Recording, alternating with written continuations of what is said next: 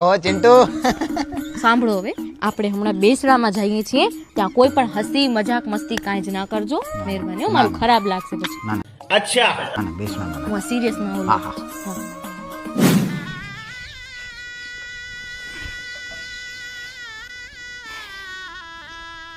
કોણ ગુજરી? रुको जरा सबर करो।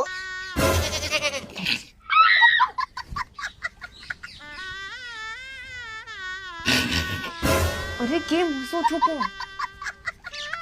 कौन है ये लोग?